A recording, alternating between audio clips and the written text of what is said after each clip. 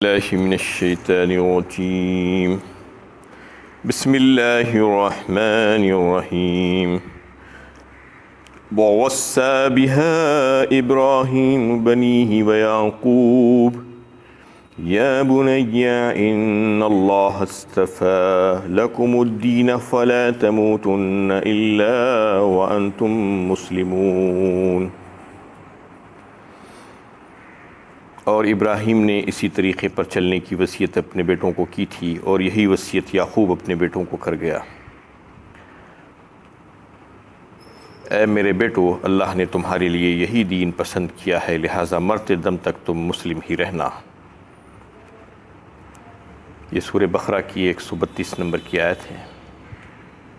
اس آیت میں انبیاء علیہ السلام اپنی اولاد کے لیے جو اخروی اور روحانی تربیت کا اہتمام کرتے تھے اس کا تذکرہ آیا ہے کہ ابراہیم علیہ السلام اور حضرت یعقوب علیہ السلام اپنے بیٹوں کو جو وصیت کیے تھے اس میں، اور جس بات کی تاکید کر کے ان سے عہد لیا تھا وہ یہ تھا کہ دیکھو تم مرتے دم تک اسلام ہی پر قائم رہنا اور تمہاری موت اسلام ہی پر آئے۔ اس کا مطلب یہ تھا کہ تم اسلام پر اور اسلامی تعلیمات پر پختگی کے ساتھ عمل کرتے رہو گے تو اللہ تعالیٰ تمہیں اسلام ہی کی حالت میں موت دیں گے، کیونکہ یہ اصول ہے اور روایت میں یہ بات آتی ہے۔ اللہ کے نبی صلی اللہ علیہ وسلم کا ارشاد ہے کہ تم جس حالت میں رہو گے اسی حالت میں تمہیں موت آئے گی، اور جس حالت میں موت آئے گی محشر اسی پر قائم ہوگا۔ اور اللہ تعالیٰ کا یہ طریقہ ہے کہ جو کوئی کسی کام کے کرنے کی نیت کرتا ہے اور پھر اس کے لیے جستجو اور کوشش کرتا ہے تو پھر اللہ تعالیٰ اس میں اس کو کامیابیاں دیتے ہیں اور توفیق عطا فرماتے ہیں اسی کام کی، اور وہ کام میں اس کے لیے آسانیاں پیدا فرما دی جاتی ہیں۔ تو اس میں یہ بات واضح ہو چکی ہے کہ جو کوئی زندگی میں جس عمل کی طرف توجہ دیتا ہے اور جیسے کام کرتے رہتا ہے اس کی موت بھی اسی پر ہونے والی ہے۔ یہ حدیث سے بات ثابت ہوتی ہے۔ تو چاہیے کہ بندہ ہمیشہ اپنے آپ کو دیکھتا رہے، جائزہ لیتا رہے کہ میں کیسے کام کر رہا ہوں۔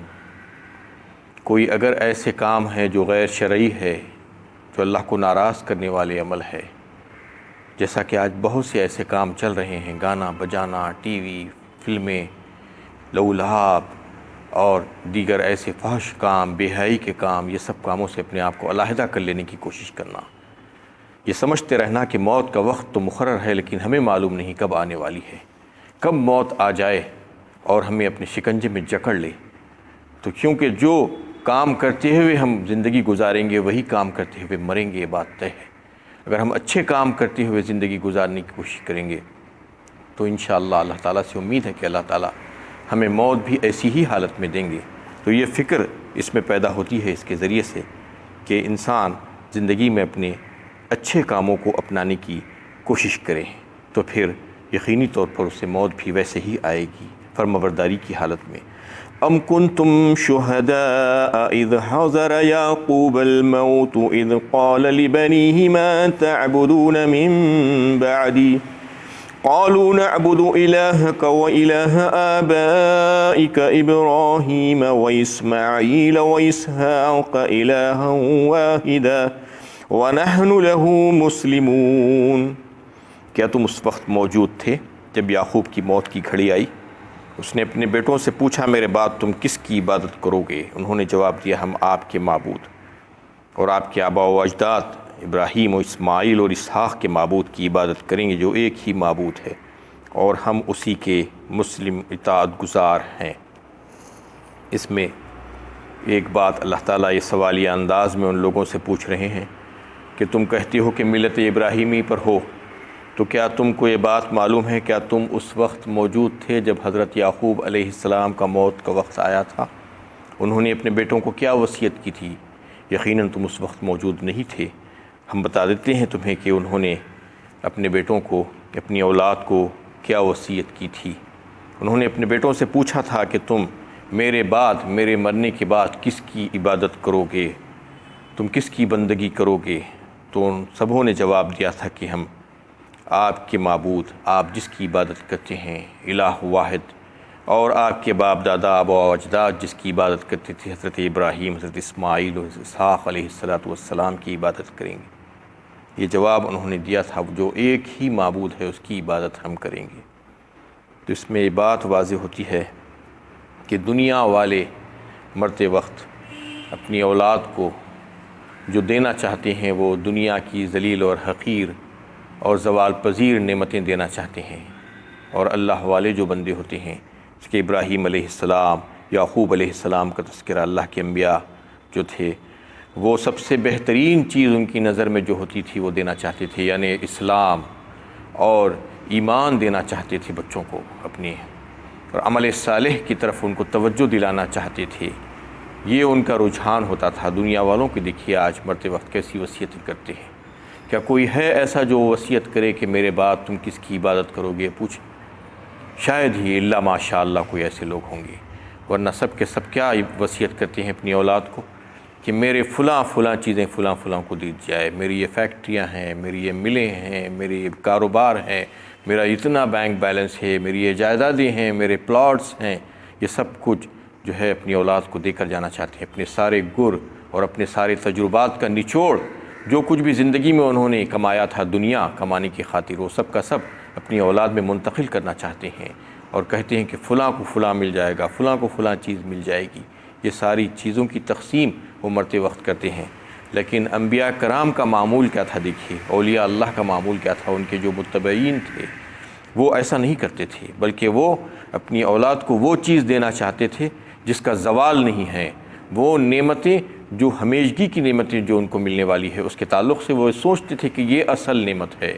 حقیقی طور پر ہم کو جو ہے اگر کچھ دینا ہے اپنی اولاد کو تو یہ دینا ہوگا، وہ تعلق سے سوچ کر اس کی فکر میں رہتے تھے کہ یہ پوری کی پوری ہماری اولاد میں منتقل ہو جائے، اور اس کے لیے صرف خواہش نہیں رکھتے تھے بلکہ اللہ تعالیٰ سے دعا کرتے تھے، اور پھر دعا کے ساتھ ساتھ کوششیں کرتے تھے، پھر کوششیں کرنے کے بعد وصیت کرتے تھے مرتے وقت۔ یہ تین چیزیں ضروری ہے، یعنی انسان کو اپنی اولاد کی تربیت کے سلسلے میں سب سے پہلے اللہ تعالیٰ سے دعا کرنا چاہیے، کیونکہ اللہ تعالیٰ ہی ہے توفیق دینے والے۔ آپ چاہے کتنی کوشش کر لیں کچھ نہیں ہونے والا ہے۔ سب سے پہلے اللہ کے حضور میں ان کی بارگاہ میں یہ بات رکھ دینا کہ اے اللہ میری اولاد کو اچھا بنا دیجیے، آخرت کی فکر ان کے دلوں میں بسا دیجیے، یہ دعا کرنا۔ اس کے بعد پھر اس سلسلے میں کوشش بھی کرنا، صرف دعا کر کے خاموش نہیں بیٹھ جانا، جتنی بھی محنتیں اور کوششیں ہو سکتی ہیں وہ ساری کوششیں کر ڈالنا، اور پھر مرتے دم تک اسی پر قائم رہنا، اور مرتے وقت وصیتیں بھی جو ہے ایسی ہی کرنا، صرف دنیا کی مال و جائیداد کی نہیں، بلکہ ان کو صحیح طور پر فائدہ پہنچانے کے لیے جو کوشش ہے وہ نعمتیں ان کو جو ہے منتقل کرنے کی کوشش کرنا، اس سلسلے میں آخرت کی فکر ان کے دل میں ڈالنا، اور ان کو یہ بات جو ہے ان کے ذہن میں بٹھا دینا کہ تم میرے بعد بھی جو ہے ایسے ہی صحیح عقیدے پر قائم رہنا، اور ایسی ہی جو ہے اللہ تعالیٰ کی ایک اللہ کی عبادت کرنا۔ یہ بات بتلائی گئی ہے۔ اس میں ہدایت ہے ان تمام لوگوں کے لیے جو اپنی اولاد کے تعلق سے فکر مند رہتے ہیں، دنیاوی طور پر ان کو راحتیں پہنچانے اور ان کو آسائش اور ان کو آرام پہنچانے کی فکر بہت کرتے ہیں۔ یہ کرنا کوئی بری بات نہیں ہے، کیا جا سکتا ہے اور کرنا چاہیے اپنی اولاد کے لیے۔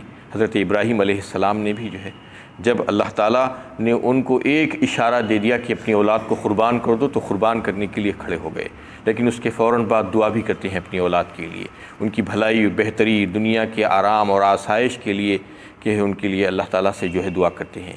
یہ نبیوں کا طریقہ تھا، اس کو کیا جا سکتا ہے اور کرنا چاہیے۔ اپنی اولاد کی بھلائی اور خیر کے لیے انسان کو فکر مند ہونا چاہیے دنیاوی طور پر بھی، لیکن اس سے زیادہ اس کے اوپر لازم ہے کہ آخرت کی فکر کرنا چاہیے اپنی اولاد کے تعلق سے، اور ان کی عقائد اور ان کی اخلاق اور ان کے کردار اور ان کے اعمال پر نظر رکھنی چاہیے، اور ان کو برے راستوں سے، برے طریقوں سے بچاتے ہوئے ان کو اچھے طریقوں کی طرف لانے کی کوشش کرنا چاہیے۔ یہ سب سے زیادہ ضروری ہے۔ یہ کیا عقل کی بات ہے کہ بتائیے کہ انسان جو ہے اپنی اولاد کو دھوپ سے اور جو ہے گرمی سے تو بچانے کی کوشش کرتا ہے، لیکن جو قیامت میں اس کو آگ کا عذاب ہونے والا ہے اگر اللہ تعالیٰ کی نافرمانی کر کے یہاں سے جائے گا، تو اس سے بچانے کی ذری بھی فکر نہیں ہے اس کو۔ یہاں پر تو بڑی فکر اور بڑے اہتمام ہوتے ہیں۔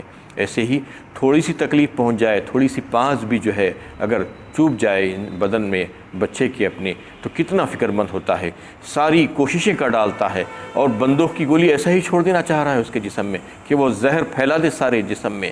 یہ کیسی بیوقوفی کی حرکتیں ہیں، اللہ تعالیٰ اس میں جو ہے ہدایت دے رہے ہیں، بتا رہے ہیں نبیوں کا طریقہ کہ دیکھو نبیوں نے کیسے کام کیے تھے، کیسا طریقہ انہوں نے اختیار کیا تھا، وہ طرز عمل تم اختیار کرو۔ تمہیں اپنی اولاد کی صلاح و فلاح کی فکر ہونی چاہیے۔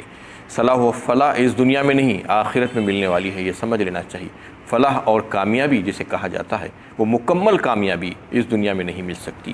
چاہے دنیا میں انسان کتنا ہی مالدار ہو جائے، سب کچھ آ جائے اس کے پاس، اس کے باوجود بھی اس کی پریشانیاں، اس کی فکریں ختم نہیں ہو سکتی۔ یہ آخرت میں جا کر جو نعمتیں اللہ تعالیٰ اس کو جنت میں دیں گے، اس میں فلاح ہوگی اس کی۔ تو وہ صلاح و فلاح کی فکر انسان کو کرنا چاہیے، اس سے زیادہ کہ دنیا کی فکر اس کے لیے کی، دنیا کی فکر سے زیادہ صلاح و فلاح کی فکر ہونا چاہیے۔ لیکن کیا المیہ اور بدقسمتی ہے کہ آج ہم مسلمان اپنے اولادوں کے لیے صلاح و فلاح کی فکر تو نہیں کرتے، البتہ اس کی دنیاوی جو ترقیاں ہیں، دنیاوی جو تعلیم ہے، اس کے سلسلے میں بہت فکر مند ہوتے ہیں۔ بچے کے پیدا ہونے سے پہلے یہ فکر ہمیں ستانی شروع کر دیتی ہے کہ ہم بچے کی تعلیم کا معاملہ کہاں کریں، کون سے اسکول میں اس کو شریک کرائیں۔ لاکھوں روپیہ ہم اس کے اوپر خرچ کر ڈالتے ہیں، اور اس کو دنیا میں ماہر بنانا چاہتے ہیں، دنیاوی تعلیم اس کو دلانا چاہتے ہیں۔ اس کے ساتھ ساتھ دین اور اخروی نجات کی تعلیم اس کے ساتھ بھی دلانا نہیں چاہتے، جبکہ حکم تو یہ ہے کہ پہلے دلایا جائے۔ پہلے جس کی فکر کی جائے وہ یہ ہے کہ اس کی آخرت کی فکر کی جائے، کم از کم اس کے ساتھ ساتھ دنیاوی تعلیم کے ساتھ ساتھ تو فکر کرنا چاہیے، یا اس کے بعد تو فکر نہ چاہیے، اس کے بعد بھی فکر نہیں ہے۔ آج ہمارا حال یہ ہو گیا ہے کہ ہم 50-100 کے آدمی کو لاتے ہیں اور لا کر سمجھتے ہیں کہ ہم نے حق ادا کر دیا، دین کی تعلیم ہم نے دلوا دی۔ یہ نہیں ہے، جبکہ لاکھوں روپیہ آپ دنیاوی تعلیم کے اوپر خرچ کر رہے ہیں، اور دین کی تعلیم اور اخروی نجات اور روحانی تعلیم کے سلسلے میں کچھ بھی آپ نے خرچ نہیں کیا۔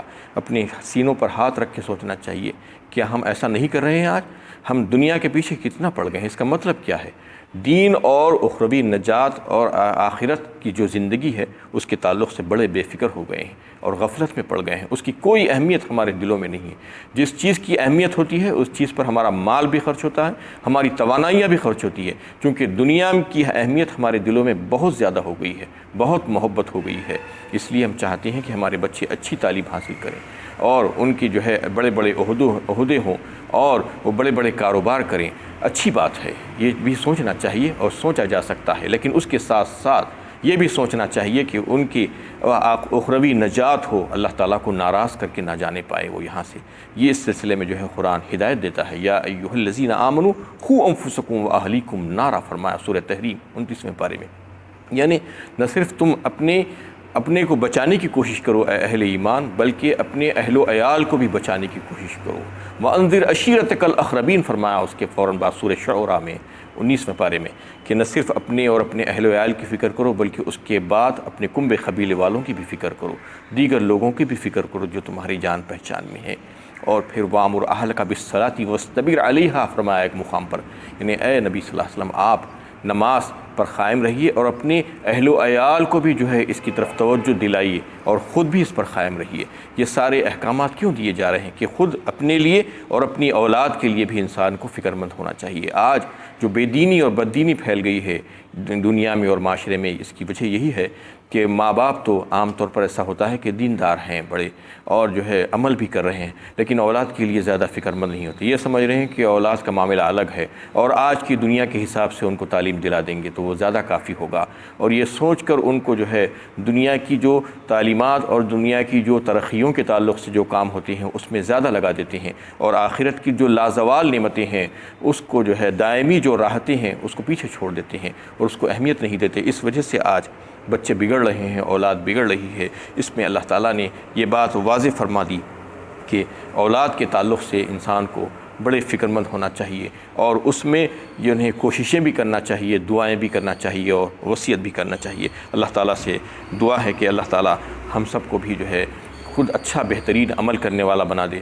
اور ہم کو اپنی اولاد کے تعلق سے بھی جو ہے یہ عمل کرنے والا بنائے کہ ان کے لیے ہم دعا بھی کریں اور ان کے لیے ہم کوششیں بھی کریں اور ان کے لیے ہم ایسی ہی وصیت کریں کہ ان کے دل میں آخرت کی فکر بس جائے۔ وآخر دعوانا ان الحمد للہ رب العالمین۔